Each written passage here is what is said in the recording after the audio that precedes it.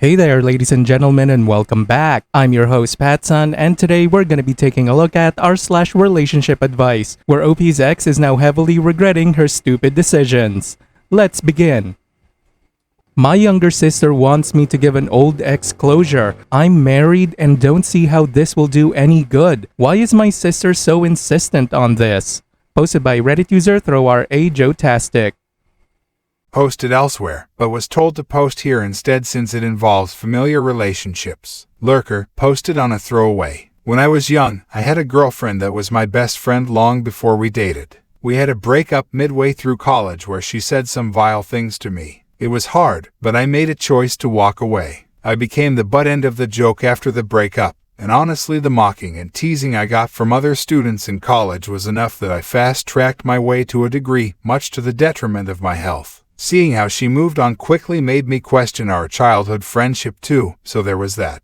It took a few years and I moved on with my life. I got married just a few years ago and have a son. About a month ago, my ex emailed me with an apology over the breakup and asking if we could catch up. I thanked her for the apology, but said that I think meeting up is not a good idea. Since then, she's been emailing me every few days. Both our families are friends, and my younger sister has been pressuring me to give my ex a face-to-face for closure. No one else in my family is so insistent. My sister, when we were younger, looked up to my ex as an older sister, but last I heard it's been years since they talked. One thing is for sure, I don't want to talk to my ex, but I also want to keep my relationship with my sister. How do you suggest I navigate my relationship with my sister?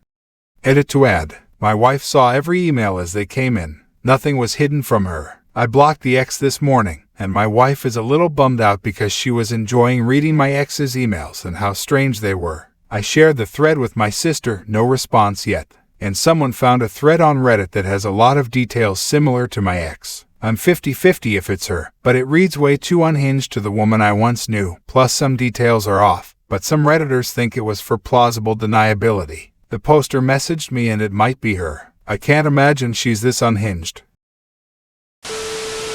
So before we move on to OP's update, let's first check out the post OP was talking about. My girlfriend's tricked me into breaking up with the one that got away 8 years ago. I have an opportunity to reconnect with him now. Should I? Posted by Reddit user ThrowRA1 that got away. I knew Bo, not real name, 30 male, since we were both 11 years old. We both grew up in a small town, and our families were neighbors and became very close friends. We were the next-door neighbor best friends that started dating in our junior year of high school. He took me to prom, to homecoming dance, and we both picked a college that was in the state that had majors we were both interested in. Him, I, our families, friends, our preacher, everyone expected us to get married when we went off to college. The college we went to was 3 hours from our town, and it was closer to a major city in our state, about half an hour from the big city, and it was a bit of a culture shock for the two of us. Bo had issues at first making new friends, but I sort of jived with the gals in class. My new friends didn't think much of Bo. They kept telling me I could do better than Bo. They thought Bo was slow-witted. He's not. He's just shy with new people. They thought he was too religious. He was never in their faces. He asked only once if they could recommend a church in the area. They said Bo would just pull me back down to our small town, anchor me with children, and we'd both be stuck as hicks. It reached the boiling point on my 21st birthday. 2 of my girlfriends came to me claiming they saw Bo cheating on me. They were stone-faced, they kept to their stories, and I foolishly believed them. I confronted Bo and started screaming at him. Bo didn't apologize, he didn't beg and plead. Instead, he got cold and mad. He said that he never trusted my friends, that they were playing me, and he thought I was better than this. I didn't believe him and I let him walk away. He promised that if I took their word without even looking at them critically, that we would be over. And he kept his word. From that day, he wouldn't even look at me. He wouldn't talk to me. He wouldn't acknowledge I existed. For the rest of college, he never dated anyone. He just worked, went to class, and graduated early. My friends, they set me up on a ton of dates. I had a bit of a wild college ride, something I am a bit ashamed of now, honestly. Once I graduated, I tried to get established in life, but my college friends, they kept just wanting to hang out, chill, or party. It honestly got tiring, and I couldn't believe I had the energy to do this for nearly 4 years while getting an education. It was when I was 23 that one of the girls called me a stick in the mud and said something along the lines of, "I can't believe we went through the effort of breaking you up with Bo if you were just going to become a wallflower." I couldn't believe it. She went into detail about how easy it was, and I felt disgusted.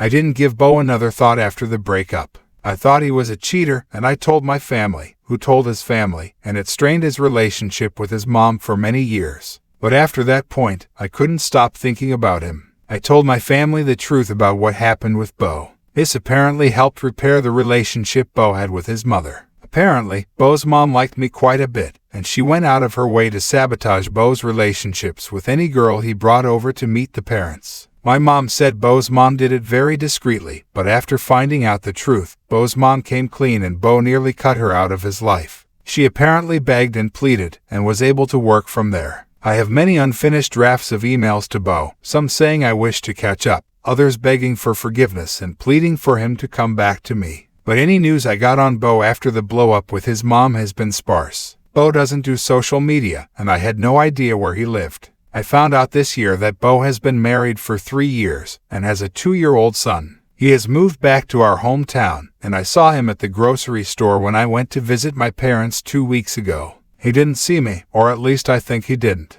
But there he was with his wife and child, and I instantly felt a swirl of emotions. Jealousy, rage, regret, depression. Even now, seeing him with his full family, I still want to beg him for a chance, which makes me feel awful, but at the same time I feel like I should at least say my piece. I talked to my mom about it, and all she said was, "He chickens come home to roost. Don't make trouble for Bo." I just know that if I can't talk to Bo one last time, I will regret it for the rest of my life. What do I do? Should I contact Bo? Edited to add, I emailed Bo last night. I'll put the content here. Hi Bo, it's me, Amy. I know it's been years since we talked, and I wanted to apologize for how we broke up. I also want to apologize for how it spread back to our families. I know now that Tracy and Stephanie were hell-bent on breaking us up in any way they could, and I can't begin to apologize for the hurt it has caused you. I'll be back in town in a few weeks and was wondering if we could have a coffee and catch up.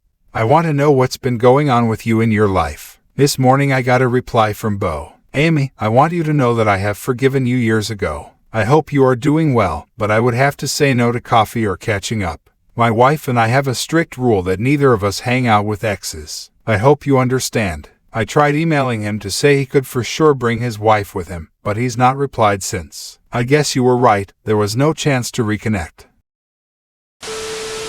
And now, let's check out OP's update after he saw the post.